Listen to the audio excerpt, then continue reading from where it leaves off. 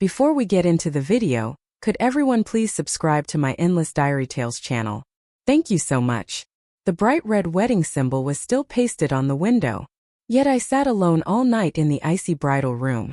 My newlywed husband, David, spent the night in the next room, accompanying his distant cousin, Lena, who had scraped her knee. I was a military wife. He was an officer. This marriage was something my family secured only after pulling countless strings. In everyone's eyes, I was the one who should have felt grateful, the one marrying above my station. In my past life, I believed the same. So I endured.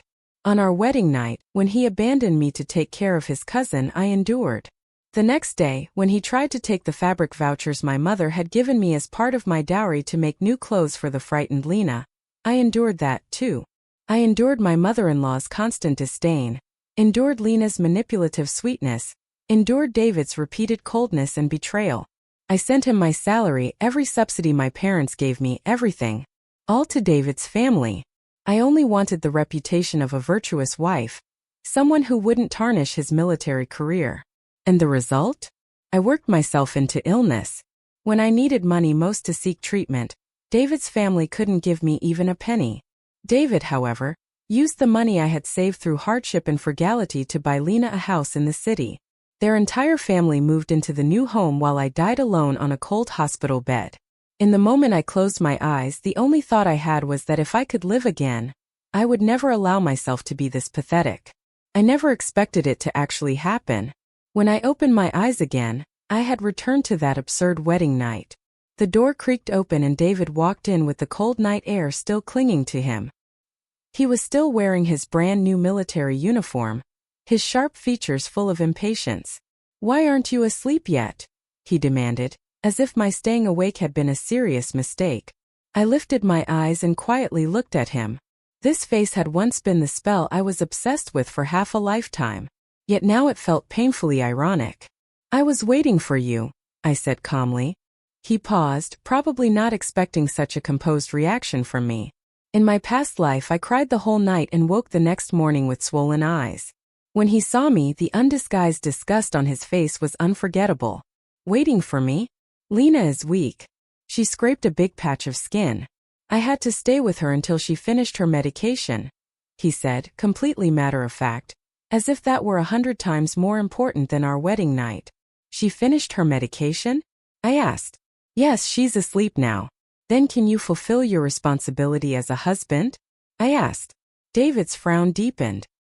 He looked me up and down, his gaze filled with scrutiny and unfamiliarity.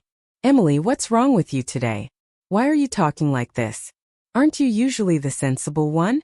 Lena is my cousin. We grew up together. She's a guest here. She got hurt. What's wrong with me taking care of her?" I laughed. The word sensible was a poisoned blade that had stabbed me all my life. "It's nothing. Go to sleep." I didn't want to say another useless word. I lay down, pulled the blanket over myself and turned my back to him. David seemed irritated by my attitude, but after fussing around all night, he was exhausted. He let out a heavy grunt and lay down fully dressed on the other side of the bed. We didn't say a word the entire night. A clear barrier separated the two of us. I kept my eyes shut, but my mind was racing. I didn't return to fight with him, nor to compete for affection. I came back for myself to reclaim everything that belonged to me, to live properly. This time my dowry, aside from the bedding and furniture, the most important things were the few $100 my mom secretly tucked into the bottom of my trunk along with 100 fabric vouchers. In the early 1980s, that amount of money and those vouchers were a fortune. In my past life, early the next morning, David's mother, my mother-in-law Linda, joined forces with David, pried open my dowry trunk, and took every bit of the money and fabric vouchers. There was no way I would let them get their way in this lifetime. Just as dawn barely broke, I heard Lena's delicate, syrupy voice coming from the next room, mixed with Linda's soothing words of comfort to her precious darling. I immediately got up and quietly opened my dowry trunk. It was brand new, still decorated with the red double happiness sticker. I pulled out the little metal box hidden at the very bottom. Inside was a stack of crisp bills and a thick pile of fabric vouchers. That was all the security I had in this life. I carefully hid the money and vouchers close to my body, then grabbed a few sheets of old newspaper, crumpled them up, and stuffed them into the now empty metal box. After that, I restored everything in the trunk to its original appearance. Only once all of that was done did I slowly begin brushing my hair. The person in the mirror still looked young. Her eyes carried none of the exhaustion or numbness from the last lifetime. Only a cold, sharp clarity. A sudden rough pounding on the door sounded, followed by Linda's loud, grating voice. "Look at the time. You're still sleeping. The sun's already shining on your backside. Hurry up and come out to make breakfast." I ignored her and continued brushing my long hair at an unhurried pace. Soon the door was shoved open with a loud bang. Linda stood at the doorway with her hands on her hips, her triangular eyes glaring fiercely at me. "What kind of daughter-in-law are you? You expect your mother-in-law to serve you? Are you deaf? I've been calling you forever, and you didn't answer." I looked at her through the mirror and slowly said, "Mom, why didn't you knock before coming in?" Linda clearly didn't expect me to talk back. She froze for a moment, then her face flushed bright red with anger. "You little brat. Your wings are getting hard. Huh? How dare you talk to me like that? David, look at the wife you married." David walked in behind her with a dark expression. He had already changed out of his military uniform and was now wearing a white shirt, which only emphasized how tall and straight he stood. But the words that came out of his mouth were sharp and cutting. "Emily, how can you talk to Mom like that? Apologize." I stood up, turned around, and looked calmly at the two of them. "What did I say wrong?" Linda pointed at me, so furious she couldn't speak. David's face grew even darker. He took a deep breath, clearly holding back his anger. "Enough. Forget that for now. Take out your fabric vouchers." Just as I expected, I pretended not to understand. "Why do you need the fabric vouchers?" Before David could answer, Linda rushed to speak first, her tone full of indignation, as if everything was perfectly reasonable. "What do you mean why?" "To make a new dress for Lena. Of course, she's a young unmarried girl. She came all the way here to attend your wedding and she ended up falling and getting hurt. She was scared half to death. Making her a new dress to calm her nerves is the least we can do." I almost laughed out loud. Scraping her knee required using the fabric vouchers my mom gave me as part of my dowry to make her a new dress. What kind of logic was that? "Mom, those were part of my dowry. My mother gave them to me," I reminded her. "Your dowry?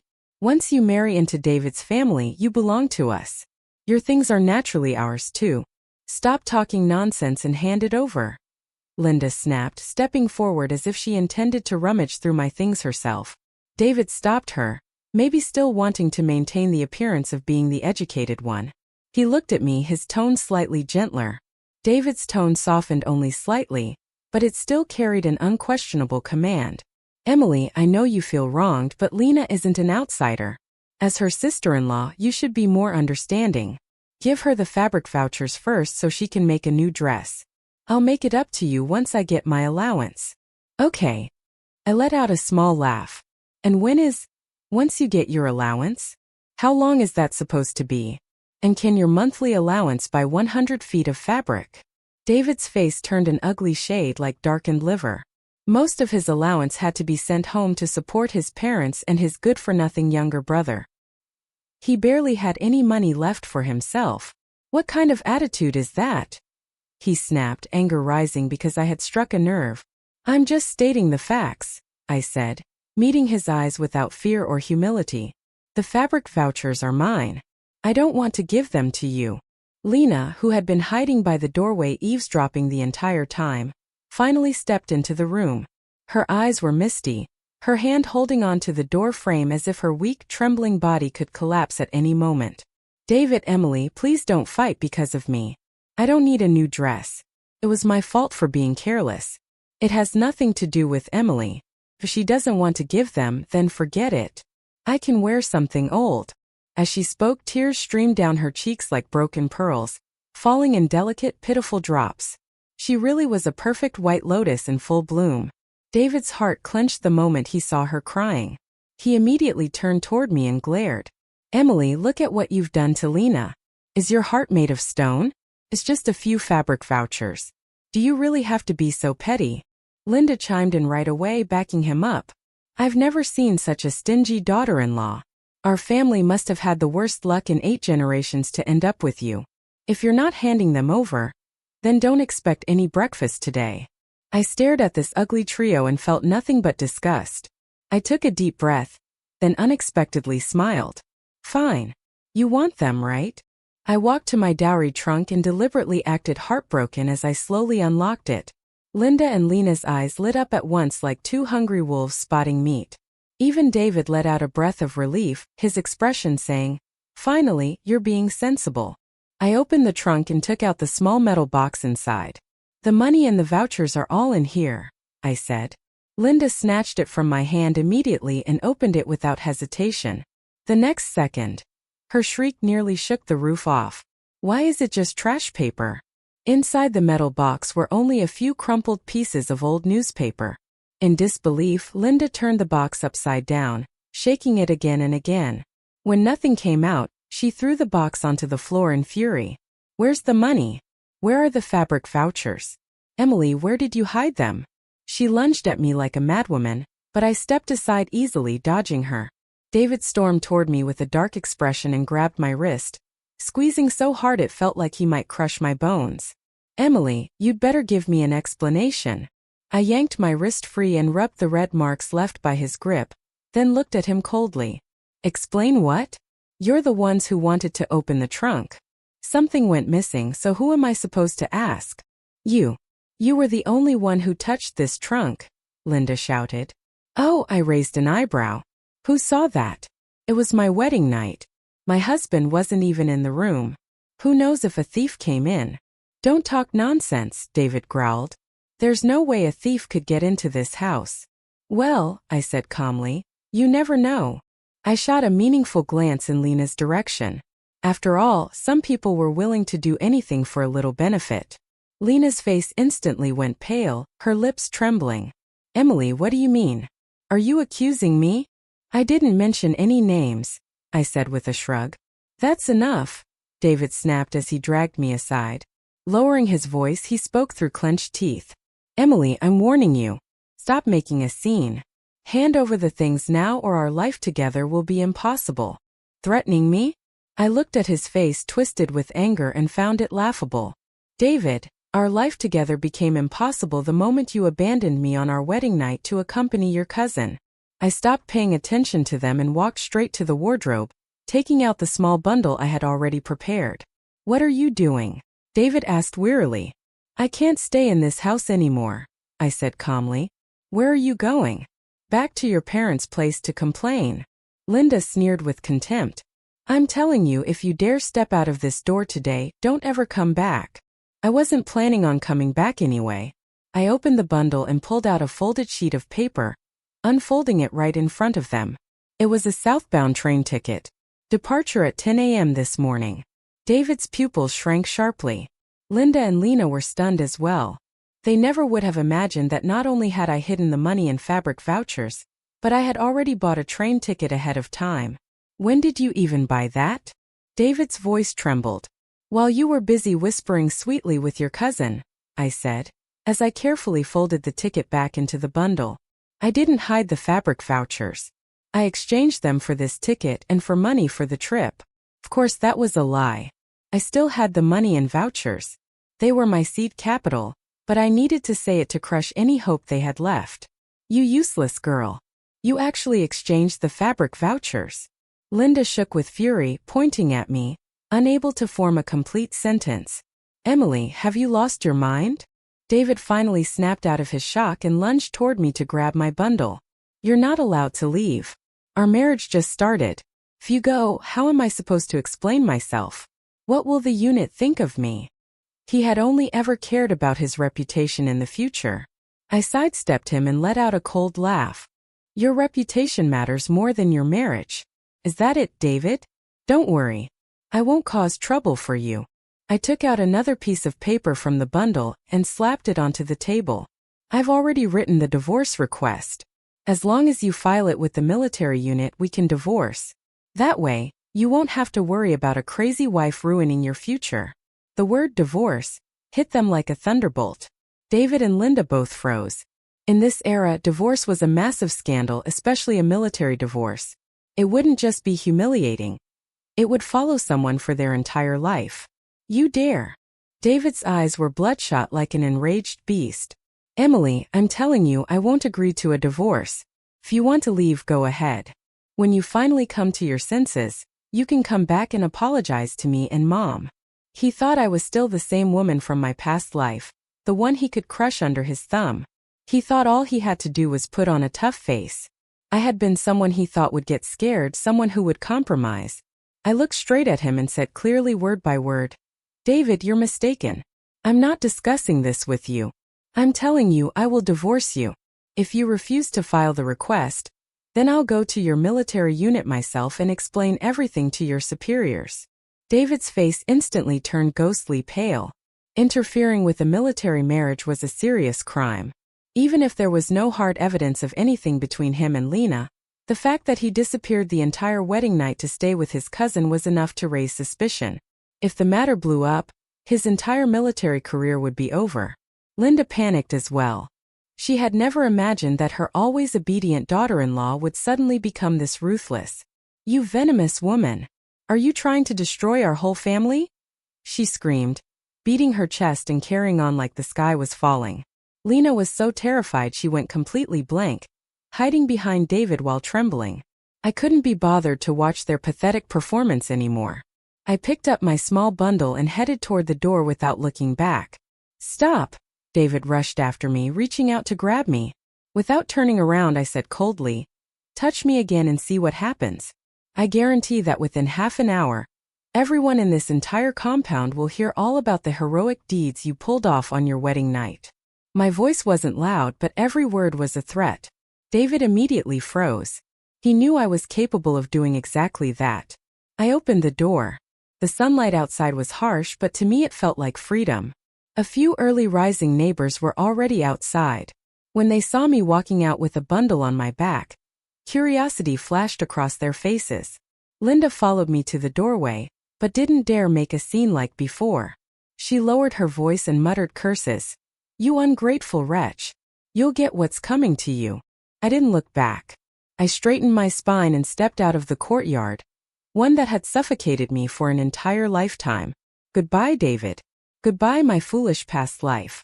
The train station was crowded and noisy, filled with all kinds of mingled smells. I clutched the train ticket tightly inside my pocket, my heart pounding with tension and excitement. When the train whistle finally screeched and the cars slowly began to move, watching the platform and the uniformed officers slide backward through the window, I finally felt it. This was real. I had really escaped. I leaned back against the hard seat and watched the fields and villages rush past outside the window. Memories from my past life surged uncontrollably into my mind. I remembered begging David to take me to the hospital when I was seriously ill, but he brushed me off impatiently, saying I shouldn't be so dramatic and should just endure it. I remembered lying alone in a hospital bed on Christmas Eve, fever burning through me, calling his military unit, only for the operator to tell me that David had taken leave to accompany his cousin on a shopping trip at the department store. I remembered that after I died, my soul floated above, watching David and Lena living in the new house I had bought with my own blood and sweat. Lena leaned in his arms, giggling as she said, David, thank goodness that woman died early. Otherwise, we'd never have the good life we have today. And David had only tapped her on the nose affectionately and replied, You're something else. Scene after scene cut into my heart like knives. Tears slid silently down my face, but I didn't wipe them away. Those tears were for the foolish, pitiful Emily of my past life. Starting today, I would live for myself. The train continued heading south, rocking through 3 long days and nights. After 3 long days and nights, the train finally reached its final stop, Shenzhen. The moment I stepped off the train, a gust of hot, humid air rushed over me. In the early 1980s, Shenzhen was still just a small fishing village with construction sites and dust everywhere. But the air was filled with raw vitality and hope. It was nothing like the small northern town where I had lived for more than 20 years. Everything here signaled a brand new beginning. I found a cheap little hostel to stay in, and the first thing I did was count every bit of money and every fabric voucher I had. Altogether, I had 365 yuan and 100 feet of fabric vouchers. At that time, an average worker's monthly salary was just 30 or 40 yuan. This money was my first pot of gold, what I would rely on to leverage a whole new life. I didn't rush to look for a job. Instead, I spent several days exploring the busiest parts of Shenzhen. I discovered that the clothing markets here were already taking shape. Many traders who came in from Hong Kong brought in stylish new designs from across the border. Their pieces were expensive but still sold out quickly. Meanwhile, the local clothing shops were still selling old-fashioned cool cotton shirts and plain blue trousers. That was where the opportunity lay. In my past life, even though I lived poorly and without dignity, I had learned excellent sewing skills just to please David's family. My mom had been a seamstress when she was young, and I grew up watching her work, picking up quite a bit myself. More importantly, I had in my mind the popular fashion trends from the next several decades. I decided to start with making clothes. Using my fabric vouchers and part of my money, I bought a batch of good quality cotton and some cool cotton fabric. Then, I gritted my teeth and purchased a second-hand Butterfly brand sewing machine. Since I couldn't stay in the hostel long term, I rented a small, inexpensive room.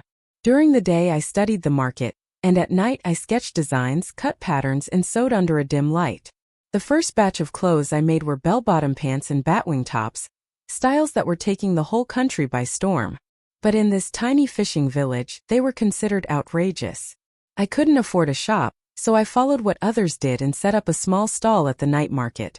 On the first day, no one came near my stall. Occasionally, someone would glance over with curiosity and disdain. What kind of pants are these? The legs are huge. Looks like something an opera performer would wear. So improper. I didn't get discouraged.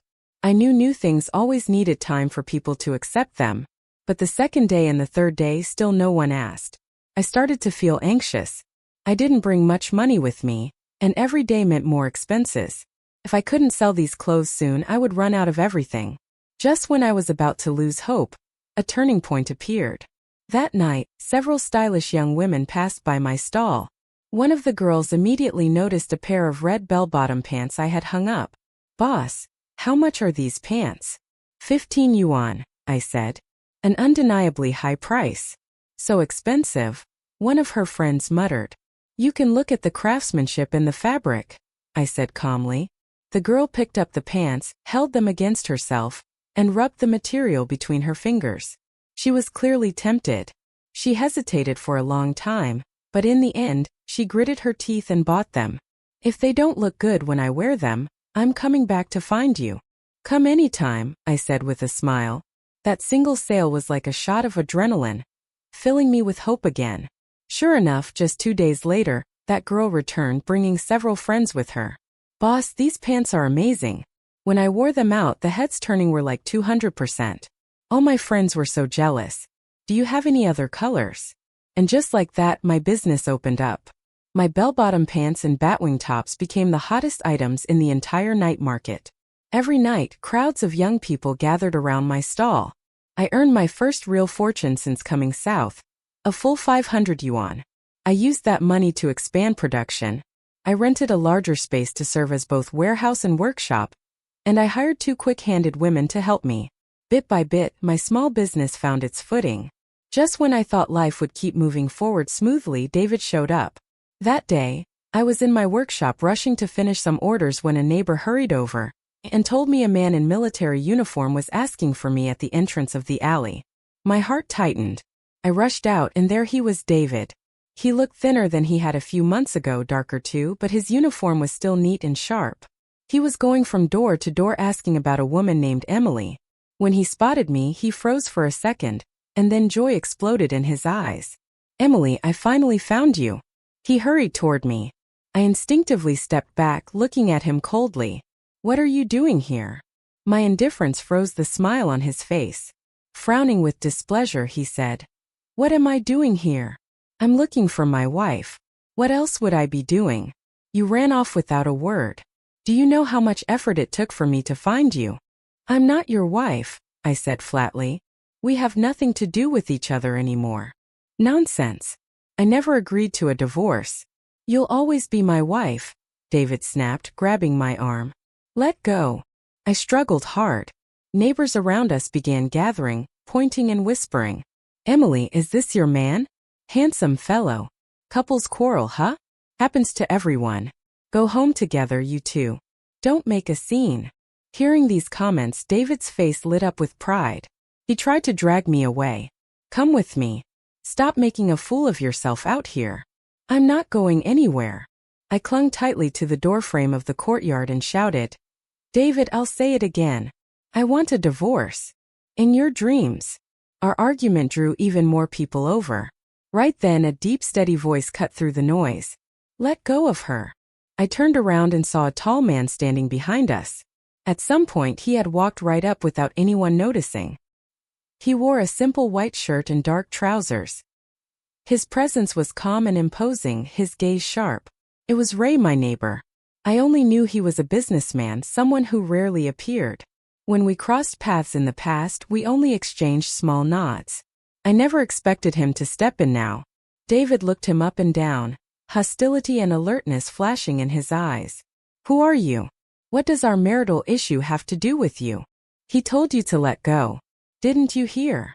Ray's voice wasn't loud, but it carried an undeniable pressure. David's grip loosened instinctively under the weight of Ray's presence. I immediately moved behind Ray, rubbing the arm David had hurt. Emily, get over here. David barked. He was honest and steady. He never asked about my past, but whenever I ran into trouble, he was always the first person to show up. My feelings for him slowly began to change without me even realizing it. About 2 months later, I received a letter from back home. It was written by a distant cousin. She said the military had approved my divorce request. Because of conduct issues, David had been issued a major demerit. His promising promotion was cancelled, and in frustration, he applied to leave the service and return home. Linda, furious that her son's future was ruined, took it all out on Lena, cursing her every day and calling her a walking disaster. Lena finally couldn't stand it anymore. She had a huge fight with Linda and moved back to her own family. David's family completely fell apart. Reading the letter, I didn't feel the joy I had once imagined. Instead, I felt a deep, quiet relief. The people who had once caused me so much pain had finally received the consequences they deserved, and I could finally say goodbye to the past completely and begin my new life. Time flew and 3 years passed.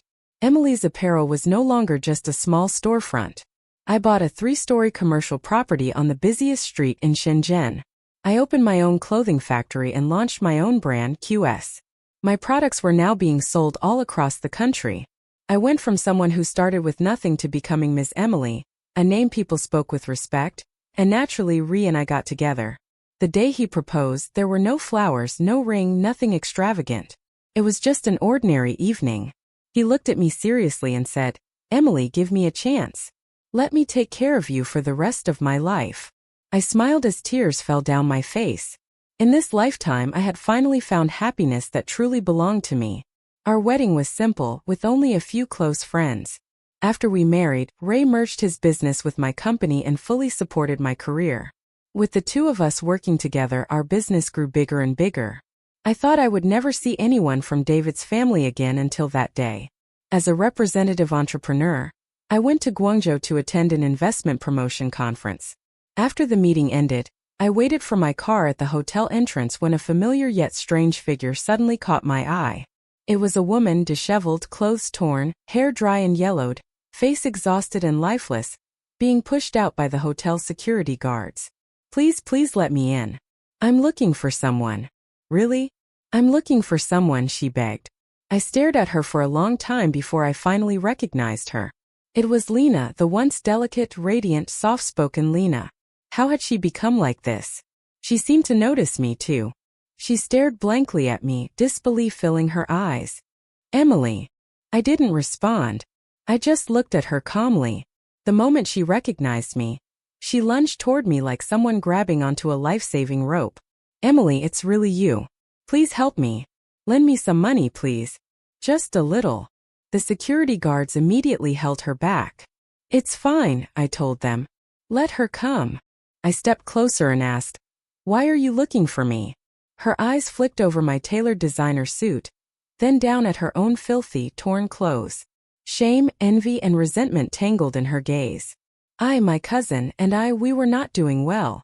From her broken, sobbing words, I pieced together what had happened these past few years. After leaving the military, David fell into complete ruin. He became addicted to drinking and gambling. Linda couldn't bear the blow. She had a stroke and became bedridden. Their savings disappeared within months, and David racked up huge gambling debts. Lena's parents refused to let her marry David, calling the family a burden. But she was blinded by his sweet talk and ran away with him anyway. Without my money supporting them, David's true nature surfaced quickly. He had no patience or tenderness left for Lena. Whenever he got drunk, he beat her. The two of them fled south to Shenzhen, hoping to strike gold. But because they were lazy and incompetent, they could only find temporary construction jobs, living day to day without stability. Earlier that day, Lena had seen my photo and a business article about me in the newspaper. It was only then she realized I had become a major entrepreneur.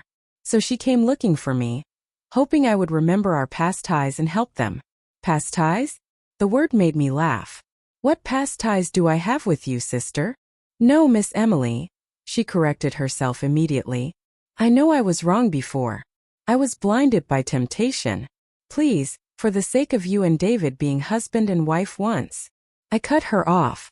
David and I have had nothing to do with each other for a long time. As for you, I was never close to you to begin with. Emily, how can you be so heartless? Seeing that I wasn't moved by pity or guilt, Lena became desperate. She finally tore off her mask and screamed. If you hadn't been so heartless back then, how would we have ended up like this? Now that you're successful, you look down on us, don't you? Your money should have included our share to begin with. I looked at her face, twisted by panic and resentment, and all I felt was pity mixed with ridicule. Even now, she still blamed the world, blaming others for her misfortune instead of herself. I pulled several $100 bills from my wallet and threw them at her feet. This money isn't for you. It's for your train ticket home. Don't let me see you again. Without another glance, I turned and headed for the car that had long been waiting. Ray opened the door and gently helped me in. As the car pulled away, I saw through the rearview mirror Lena collapsing onto the ground, grabbing the money one moment, cursing at our car the next like a complete lunatic. I looked away and leaned on Ray's shoulder. It's all over now, he whispered as he took my hand. I nodded and closed my eyes. Yes, everything was over. The nightmare of my past life had long scattered into smoke. In this lifetime I had a husband who loved me, a career I fought for, a bright and dazzling future. Outside the window, the city lights flickered on like a glittering river of stars. I knew the best years of my life had only just begun.